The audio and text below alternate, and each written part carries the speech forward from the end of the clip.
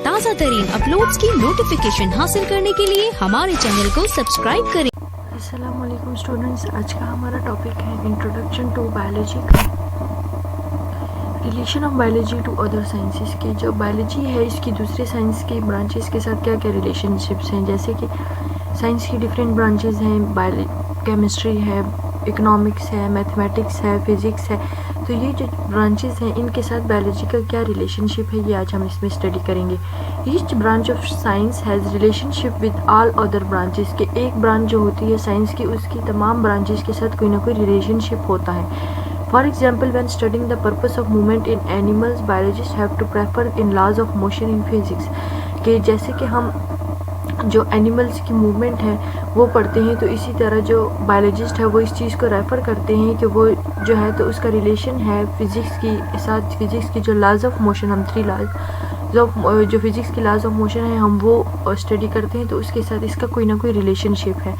तो ये जो रिलेशनशिप है इसको जो बायोलॉजी का दूसरी ब्रांचेस के साथ रिलेशनशिप होता है इसको कहते हैं इंटरडिसिप्लिनरी साइंसेस के जो साइंस की ब्रांचेस हैं उनका आपस में ही जो रिलेशनशिप है ये उसको कहते हैं। अब हम सबसे फर्स्ट पे पढ़ेंगे biophysics. It deals with the study of principles of physics which are applicable to biological phenomena कि इसमें हम फिज़िक्स के प्रिंसिपल्स के बारे में पढ़ेंगे कि जो बायोलॉजिकल फिनोमिना से रिलेटेड होते हैं, कि जो बायोलॉजिकल प्रोसेसेस से रिलेटेड होते हैं।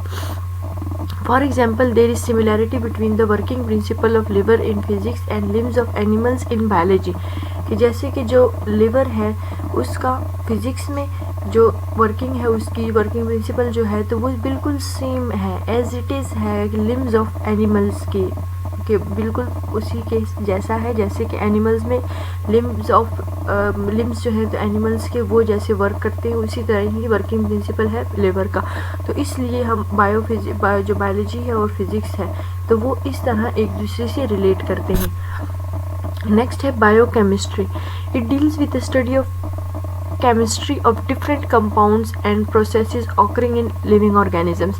अब ये डील करती है उस केमिस्ट्री की उस स्टडी के साथ कि जिसमें हम डिफरेंट कंपाउंड्स के बारे में पढ़ते हैं और उस प्रोसेसेस के बारे में पढ़ते हैं जो लिविंग ऑर्गेनिजम्स के अंदर हो रहे होते हैं। For example the study of basic metabolism of photosynthesis and respiration involves the knowledge of chemistry कि जैसे कि हम पढ़ते हैं कि फोटोसिंथेसिस पढ़ते हैं कि फोटोसिंथेसिस में जो कार्बन डाइऑक्साइड है और जो वाटर है कि जो डिफरेंट कंपाउंड्स है वो कंबाइन होते हैं और आगे से आपके पास ग्लूकोज बनता है और फिर वो रिस्पायरेशन में उसी ग्लूकोज की ब्रेक डाउन होती है और आपके पास ऑक्सीजन रिलीज़ होता है और डिफरेंट कंपाउंड्स जो होते हैं वो बनते हैं। तो इस तरह ये जो है तो ये बायोलॉजी और केमिस्ट्री जो है तो अब ये जो आपके पास थे कि ग्लूकोज बना और फिर ग्लूकोज की ब्रेक डाउन हुई तो ये जो है तो ये केमिस्ट्री के प्रोसेस मतलब कि केमिस्ट्री के रिएक्शंस हैं, तो ये हम लिविंग ऑर्गेनिजम्स में पढ़ते हैं। बायोमैथमेटिक्स या बायोमेट्री भी इसको कहते हैं कि वो जब बायोलॉजी की ब्रांच मैथमेटिक्स के साथ डील करती है तो उसको हम कंबाइनली बायोमैथमेटिक्स या बायोमेट्री कहते हैं। It deals with the study of biological processes using mathematical techniques and tools. अब ये डील करती है उन बायोलॉजिकल प्रोसेसेस के साथ कि जिसमें हम मैथमेटिक्स की टेक्निक्स वगैरह यूज़ करते हैं। फॉर एग्जांपल अगर हमने डाटा को ऑर्गेनाइज करना हो, ठीक है, डाटा को ऑर्गेनाइज करना हो फिर डाटा एनालाइजेशन का स्टेप होता है तो उसमें हम रेशियो और प्रोपोर्शन यूज़ करते हैं। Analyze the data gathered after experimental work. Biologists have to apply the rules of mathematics. कि जब हमने डाटा को एनालाइज करना है उसका एक रिज़ल्ट निकालना है तो मतलब कि हमने पूरा एक्सपेरिमेंट कर लिया, उसके बाद जब डाटा को एनालाइज करने का आता है तो हम उसमें मैथमेटिक्स के टूल यूज़ करते हैं, जैसे कि हम उसमें रेशो और प्रोपोर्शन यूज़ करते हैं, फिर हम ग्राफ्स बनाते हैं, टेबल्स बनाते हैं। तो इस तरह वो जो हैं तो वो मैथमेटिक्स के रूल्स हैं जो हम बायोलॉजी में यूज़ करते हैं। Biogeography. It deals with the study of occurrence and distribution of different species of different living organisms in different geographical regions of the world.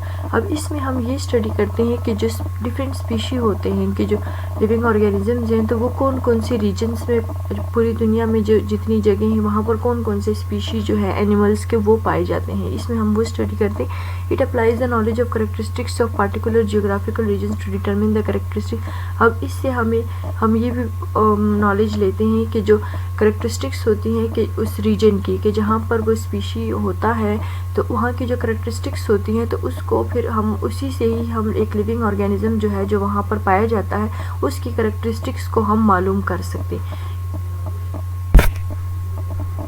Bio economics, it deals with the study of living of organisms from economical point of view, कि इसमें हम organisms को देखते हैं economical point of view से। Economical point of view अब ये होता है कि जिसमें हम कॉस्ट वैल्यू को और सेल वैल्यू को और प्रॉफिट वैल्यू को हम देखते हैं। तो इस तरह जो the cost value and the profit value of the yield of wheat can be calculated through the bio economics and benefits और लूजेस कैन बी डिटरमिन्ड, कि जिससे हम कॉस्ट वैल्यू जो है और जो प्रॉफिट वैल्यू है व्हीट की हम वो कैलकुलेट करते हैं। फिर हम उससे देखते हैं कि इसमें अब फ़ायदा है या नुकसान है, हम वो जो बेनिफिट और लॉस जो होता है तो उसको हम डिटरमिन कर सकते हैं।